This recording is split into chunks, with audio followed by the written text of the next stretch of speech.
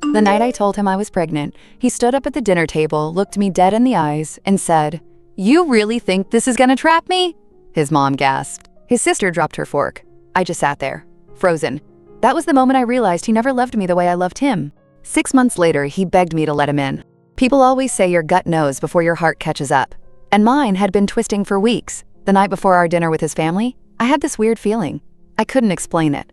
It was like trying to smile with a mouthful of glass. Everything looked okay on the outside, but something was bleeding underneath. I'd been with Connor for almost 3 years.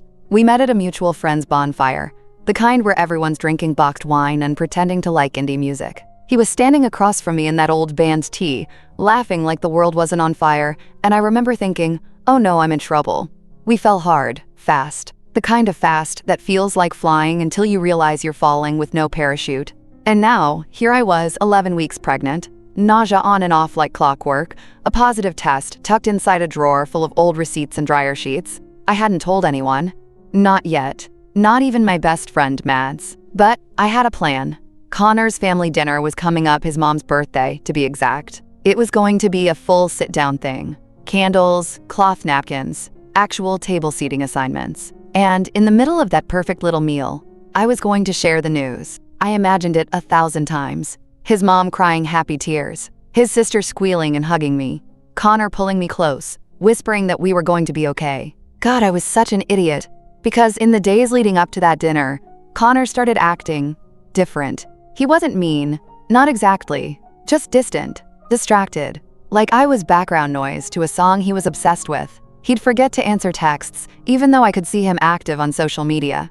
He canceled our last 2 date nights. When I brought up baby names once just casually, hypothetically he laughed and said, "That's a terrifying conversation, let's not go there." It stung, but I brushed it off. Because love makes you do that, makes you excuse what you shouldn't, makes you stay when your soul is screaming to run.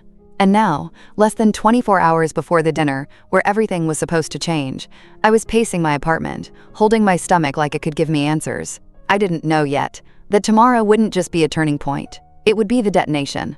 The day of the dinner started off like any other, except I was holding a secret that felt like it could swallow me whole. I wore the green wrap dress Connor once said made my eyes look like sea glass, back when he actually noticed things like that. I even curled my hair, even though the nausea had been a beast that morning. I wanted to look like the version of myself he used to fall in love with, the version I hoped he still saw. When I walked into his parents' house, I was hit with the familiar smell of rosemary and garlic. His mom always cooked like she was feeding a royal court. The long oak table was already set with her best china. I smiled, trying to keep it together. Connor's mom hugged me first, tight, too tight maybe. "Sweetheart, you look radiant," she said, pulling back to study my face. "Are you feeling okay? You look a little pale. Just pregnancy, just life, just holding a secret that could explode my entire world." Connor came up behind her and gave me the kind of half hug you give your dentist when you see them at the grocery store. Polite, cold, almost like an afterthought. I froze. Something wasn't right. Dinner started with toasts. Connor's sister Emma teased their mom about turning 50, and Connor's dad told an embarrassing story from a long ago family vacation. Everyone laughed, clinked glasses, passed the bread basket. And me? I was gripping my water glass so hard, I was sure it would crack. I kept catching Connor looking at me, but not in the way I expected. It wasn't the nervous excitement of a man who might be about to find out he's going to be a dad. It was something harder, colder, like he was waiting for me to mess up. My stomach twisted again, not from morning sickness this time. I should have turned around then. I should have swallowed the announcement and saved it for another day. But I didn't. I waited until dessert. His mom had just brought out her famous lemon meringue pie. Plates were being passed. Conversation dipped into that soft, sweet lull. I cleared my throat. "I have something to share," I said, trying to keep my voice from shaking. "It's early still, but I wanted to tell the people closest to us first." Everyone turned to look at me. Connor froze. "I'm pregnant." Silence. No one said a word. Then, Connor stood up slowly. His chair scraped back against the hardwood like a scream. "You've got to be kidding me," he said, voice sharp enough to cut. "Are you serious right now?" I blinked. What do you mean?" He laughed. Not a funny laugh. This is so inconvenient laugh. And then he said it. "You really think this is gonna trap me?" I swear the room actually tilted. His mom gasped. Emma's fork clattered against her plate. His dad went completely still. And me? I just stared at him, my mouth still half open, as my heart cracked wide open in front of everyone. For a full 10 seconds, no one moved. The words hung in the air like smoke after a bomb detonates. "You really think this is gonna trap me?" I remember hearing the tick of the grandfather clock in the corner, how absurdly loud it felt in that moment. My heart wasn't even beating. It was just frozen, waiting for anyone to say something that would undo what just happened. But Connor didn't take it back. He didn't laugh like it was a terrible joke. He didn't reach for my hand or say he was scared or shocked. Instead, he stepped away from the table, ran his hand through his hair, and said, "I knew something was off. You've been acting weird for weeks. I should have trusted my gut." His gut. The same gut that forgot to answer my texts. That skipped 2 date nights. That now saw me as some kind of villain in a story he was rewriting in real time. His mom was the first to speak. "Connor," she said, voice sharp with something like fury. "What is wrong with you?" He looked at her, eyes wide like he was the one being attacked. "She didn't even tell me in private. You really think that's okay? At my mom's birthday dinner? You think that's the problem right now?" Emma snapped. My mouth was dry. My whole body felt like it had gone underwater. I wanted to scream, to yell at him, to flip the table and throw my water glass and say all the things I should have said months ago. But instead, I just said, "I thought you'd want to know. I thought you'd want to be a father." He stared at me and said, with absolutely no emotion, "I never signed up for this." And then, he turned around and walked out. Just like that. Out the door. Into the night. Gone. The silence he left behind was worse than his words. I sat there, completely still. My hand instinctively moved to my stomach. 11 weeks in. The size of a lime. A heartbeat fluttering inside me. And the father of that heartbeat just chose to walk away without even looking back. Emma was the first to move. She came over and wrapped her arms around me like a shield. "I am so sorry," she whispered, fiercely. "You didn't deserve that. None of this." His mom looked shell-shocked, pale and furious all at once. "Sweetheart," she said gently, "you're not alone. No matter what he says or does, you're not alone." And just like that, I started shaking. Not crying, shaking. Like my body had only just realized what happened.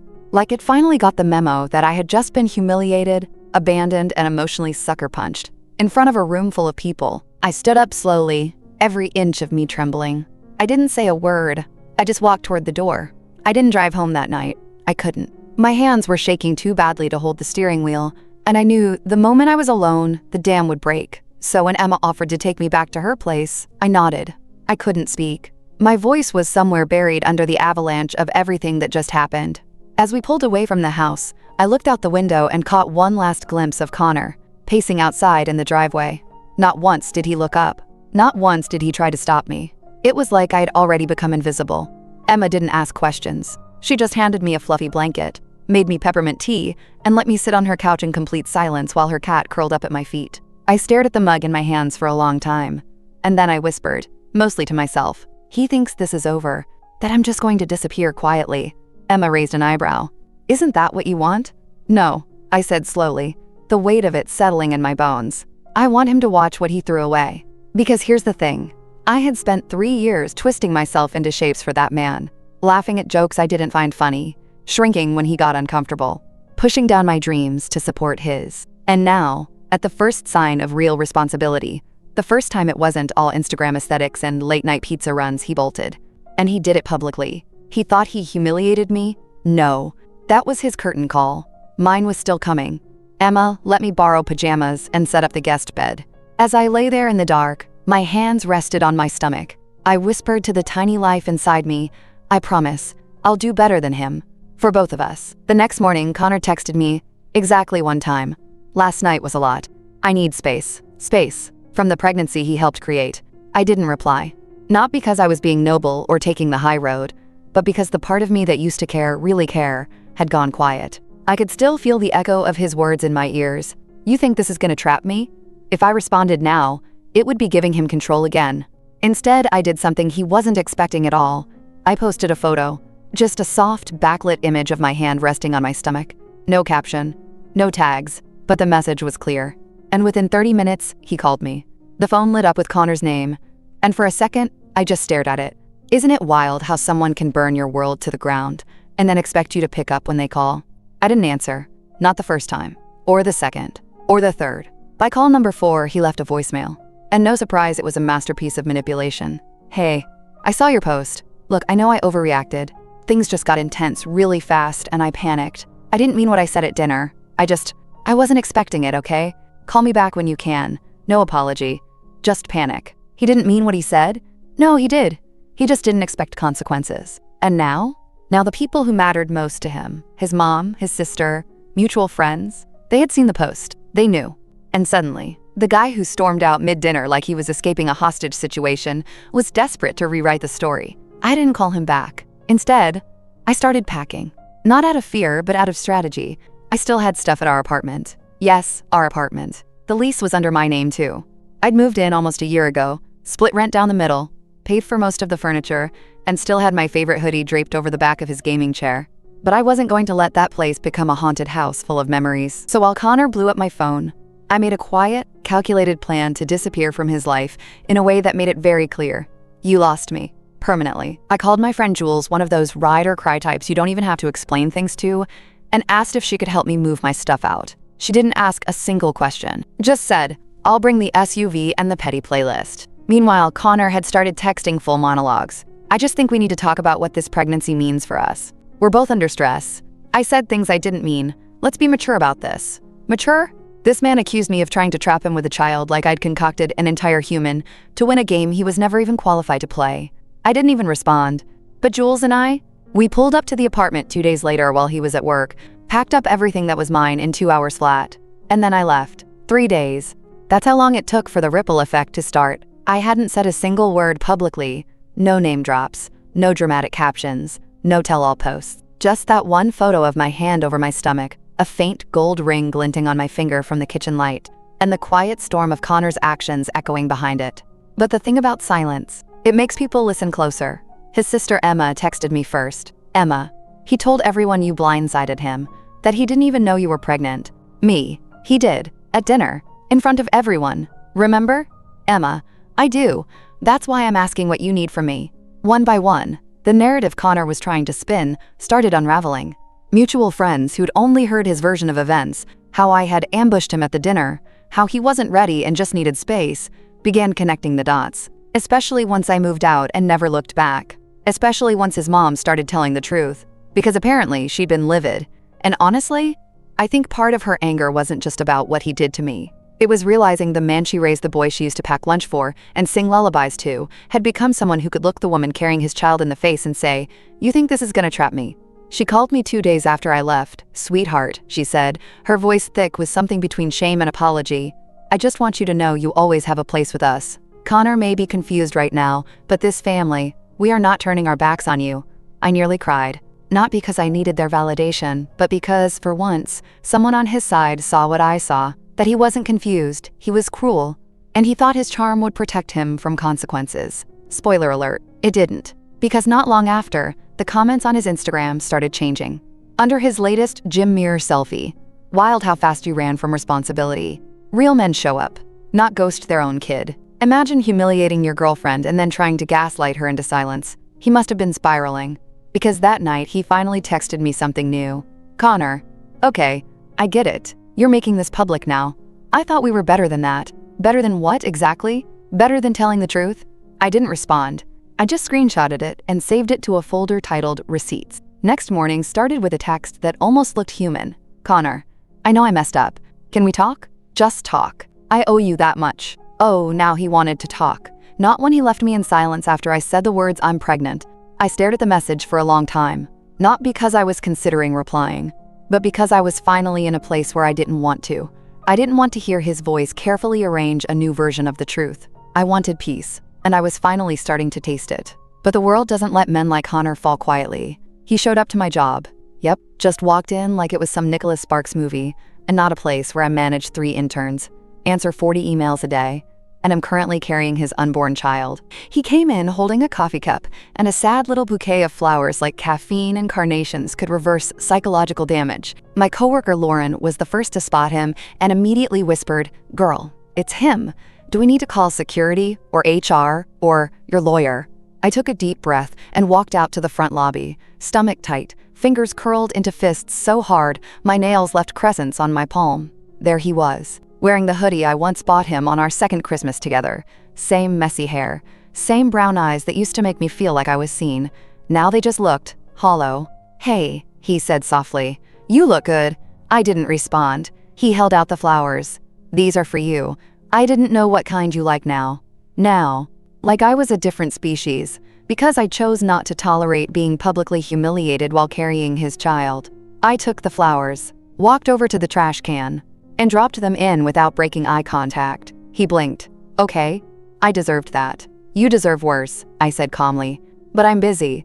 I wanted to say I'm sorry," he stammered. I freaked out. I didn't mean what I said. I was scared, and stupid, and— "You weren't scared," I interrupted. "You were selfish. There's a difference." He looked down. "I've been going to therapy." I raised an eyebrow. "Great. You can unpack your trauma there. You don't get to use mine as your redemption arc." He swallowed hard. I could see the realization setting in, slow and painful, that I wasn't going to give him what he wanted. Finally, he said, "Do I even get to be involved?" There it was, the question I knew would come. I didn't answer right away. I looked at him, really looked at him, and for the first time, I saw a stranger. "You'll hear from my lawyer," I said. And then I turned around and walked back inside, head high, back straight, baby bump visible beneath my blouse. Let him sit in the wreckage he built. 2 days after the lobby encounter, a letter showed up in my mailbox. A real one. Not a text, not an email. Actual paper, folded into a pale pink envelope with my name handwritten in delicate cursive. At first, I thought it was from Connor. A new tactic, maybe playing the old soul with pen and paper, now that flowers and apologies hadn't worked. But when I opened it, my hands started to tremble for a whole new reason. It wasn't from him, it was from his mother. "Dear Riley, I hope it's okay that I'm writing you directly. I wasn't sure if you'd take my calls, and I completely understand if you're not ready to speak to anyone connected to Connor right now. But there are things I need to say. First, I am so sorry for what happened at the dinner, for what my son said. I still hear his words sometimes and feel physically ill. Please believe me when I say I did not raise him to treat women that way, especially not a woman carrying his child. Second, you are strong in a way I don't think I ever was. I've watched you carry yourself with grace when others would have crumbled, and I want you to know that no matter what Connor chooses or fails to choose, this baby is loved. I would like to be a part of your child's life, if and only if you are comfortable with that. No pressure, no expectations. I just needed you to know I am here, not for Connor, but for you and that baby. Always. With love and regret, Janet." I read it 3 times. Each time, the words hit differently. The first read was raw, like ripping open a bandage I hadn't realized was still bleeding. The second was warm, like a soft hand on your back when you didn't know you needed comfort. The third? That one made me cry. Not because it fixed anything, but because for the first time since all of this blew up, someone acknowledged me. Not just the situation, not just the pregnancy. Me. Riley. The woman left at the table, the one who didn't crumble but didn't exactly come out unscathed either. That night, I sat in bed with my laptop open and drafted a message to my lawyer. Subject: custody boundaries, safety planning. I wasn't just preparing for motherhood anymore. I was preparing for war if I had to be. But I wasn't doing it from a place of fear now. I was doing it from a place of clarity. Connor wanted a way back in. Not because he'd changed, but because people had stopped clapping for him. Couple days later, when I was debating whether to meet my lawyer or not, came a message. A DM request on Instagram from a private account. No profile photo. No bio. Just one message sitting there like a lit fuse. "I think we need to talk." About Connor. My gut dropped. I hovered over the message for a few minutes. Could have ignored it. Could have blocked and moved on. But something about it tugged at me. Something that felt eerily familiar. Curiosity won. I opened the message and typed, "Who is this?" The reply came fast. "My name's Lila. I dated Connor before you. For 2 years." I just stared at the screen. Connor always said his last relationship was a drama-filled mess and ended a long time ago, one of those vague half-stories you hear early on. Then forget to question, because everything else feels good at the time. God, I should have asked more questions. "Lila, look, I know this is random, but I saw your post, the one with the baby, and I've been debating for days whether to reach out. But after what he did to me, I couldn't stay quiet." She offered to meet for coffee, said she'd understand if I said no, but that she had some things I deserved to know. Not out of spite, out of solidarity. It took me 3 hours to say yes. I met her 2 days later at a little cafe tucked behind the library neutral territory. Soft lighting, a safe place to fall apart if needed. When she walked in, my jaw dropped. She was stunning, not in a fake, filtered way, but real, magnetic, confident, like the kind of woman you hope your ex isn't still thinking about.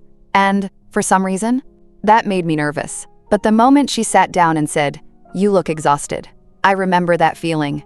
I exhaled. She'd been there. And then, she told me everything. 2 years with Connor. Started like magic flowers, playlists, handwritten notes. And then slowly, piece by piece, the control started. Critiques disguised as concern. Jealousy framed as protection. Emotional distance that always became her fault. And then, the exact same thing that happened to me.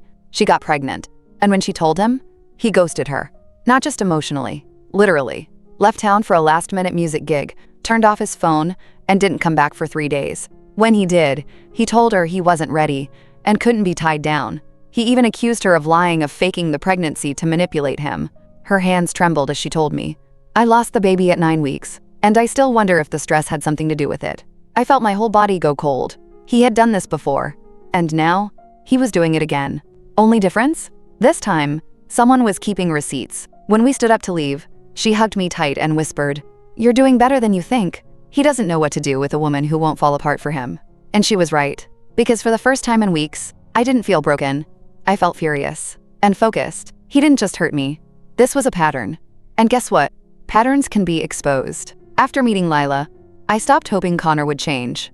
I stopped wondering if I was being too harsh, stopped fantasizing about him having an emotional breakthrough, falling to his knees, and saying all the right things. Because now I knew his story had a pattern, and I was just the latest chapter. But I'd be the final one. So I got smart, strategic.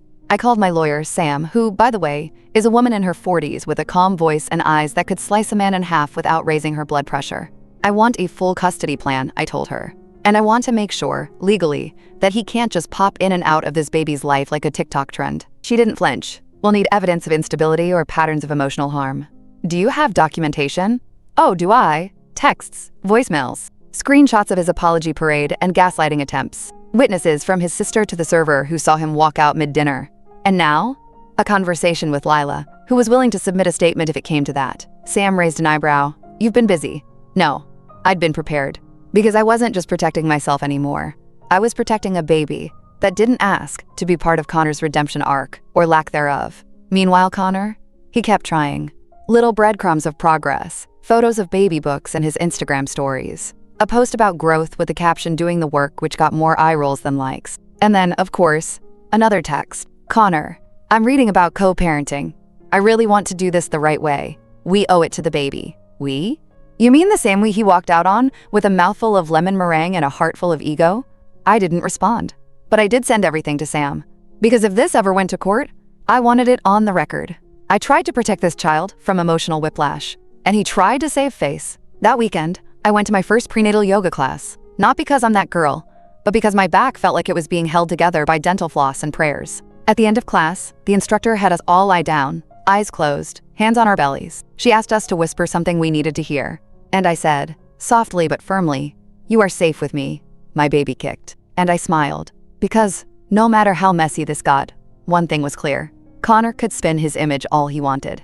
But I was the one doing the real work. Later that weekend, I saw the notification pop up on my phone. Connor tagged you in a post. My stomach dropped. I should have known he'd try something big. When men like Connor realize they've lost control, they don't go quietly. They flail.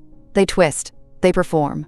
I hadn't spoken to him in nearly 3 weeks. My lawyer was handling all communication now. So for him to publicly tag me, it wasn't an olive branch. It was a grenade. I opened Instagram with shaking hands. There it was, a photo of Connor holding a baby onesie, standing in front of a pastel balloon arch. Captioned, "We've been through ups and downs, but I'm choosing to grow for the little one on the way. Excited to be a dad." Riley writes, "Thank you for giving me this blessing. I'll be here, always." The comments were exactly what you'd expect. So mature of you to step up. Love a man who takes accountability. Y'all are gonna be amazing parents. I stared at the screen, too stunned to even blink. He called me a trap in front of his family, walked out without a word, tried to gaslight me into thinking I was overreacting. And now, he wanted to rebrand himself as Father of the Year, featuring me as his emotionally generous, silently forgiving co-star? Absolutely not. This wasn't some Instagram redemption arc. This was real life, with a real baby, and real consequences. I took a screenshot, then another, just in case. Sent them all to Sam with the message. "This changes everything, right?" She replied within 10 minutes. "Absolutely. He publicly acknowledged paternity. It works in your favor. And will issue a formal notice for him to take the post down. He cannot use you or the baby for his image without consent." It was like a switch flipped in me. No more pretending. No more taking the high road while he painted himself as a reformed prince. I didn't comment, didn't DM, didn't text. Instead, I drafted my own post. Simple, direct, powerful. Not all parents are created equal. Some of us show up quietly. Others post about it for likes. The difference? Only one of us will be at every doctor's appointment, every sleepless night, every real moment that counts. And it won't be the one posing with balloon arches. No tag, no name. But everyone knew. Court was on a Tuesday. Gray skies, light drizzle, the kind of day where everything feels heavier, even the air. But I woke up that morning with a weird calm in my chest. Not peace exactly, more like readiness. I dressed carefully, nothing flashy, just clean, elegant, deliberate. My lawyer Sam had told me, "You don't have to say much. Your presence will do most of the talking." And she was right. Because when I walked into that courthouse, 7 months pregnant, heels clicking softly on the tile, something in the room shifted. Connor was already there. Wearing a suit he clearly didn't pick out himself, sitting next to his attorney, scrolling on his phone like he was bored. I wondered for a second if he'd post a story after this with some vague caption like doing grown man things, but then he looked up and saw me. And for the first time in forever, he looked nervous, not performative, not cocky, just rattled. I took my seat across the aisle and didn't break eye contact. This wasn't about intimidation. It was about reclaiming my space, the same space he tried to shrink me in. The hearing wasn't dramatic. No yelling. No cross-examinations like in movies. Just 2 lawyers, 2 soon-to-be parents, and one very real question on the table. What kind of role, if any, should Connor have in this child's life? Sam presented our documentation, the screenshots, the walkout, the messages, the Instagram post, which the judge asked to read twice, Lila's statement, anonymized but powerful. Connor's team tried to paint him as a man who had simply panicked, who had shown effort since then, and deserved a chance to be involved. But when they asked me to speak, I stood. Not just physically, emotionally, spiritually, wholly. I'm not here to punish him, I said, my voice steady, but I am here to protect my child. And I refuse to hand them over to someone who runs when things get hard and only shows up when people are watching. The judge nodded slowly, then turned to Connor. Do you have anything to say? Connor looked down, then up, then at me, and in a voice that sounded almost like a whisper, he said, I didn't know what kind of woman she really was. I thought I could leave and she'd crumble. The silence that followed said everything. The judge ordered limited visitation supervised. To start, parenting classes required. A full review in 6 months. I got full custody. And more importantly, I got my power back. Afterward, as I walked through the rain toward my car, Sam beside me, she turned and said, You know, not everyone would have fought this hard, especially alone. I'm not alone, I said, smiling for the first time all day. And I wasn't. Not anymore. Because I had a baby coming. A family I chose, and a future I built with my own hands. Labor started on a Wednesday at 2:47 a.m., because of course it did. I'd been tossing and turning for hours, watching the moonlight move across the ceiling of my tiny but completely mine apartment. When the first wave hit, it wasn't dramatic at first, just a low ache. But I knew. I sat up, grabbed my hospital bag, and whispered into the dark, Okay, baby, let's do this. By the time I got to the hospital, the contractions were real and rhythmic. My sister Mads, who'd flown in a week early just in case, was already in scrubs, hair in a messy bun, trying not to cry. You've got this, she kept saying. You've had this. Since day one. I'd never felt more exhausted. Or more alive. 14 hours. No epidural. A soundtrack of screaming, swearing the PG kind, tears, and every muscle in my body working like it had something to prove. And then at exactly 4:13 p.m., my daughter came into the world. 8 pounds, full head of hair, lungs that announced themselves, and the tiniest fingers that immediately wrapped around mine like they'd been waiting to find me. I cried. Not the pretty kind of cry, the deep, shaking, soul-cleansing kind, because it hit me all at once. I did it. Without him. Without his help, his presence, his permission. Just me. And her. And the sacred, screaming, soft little moment that no one could take away.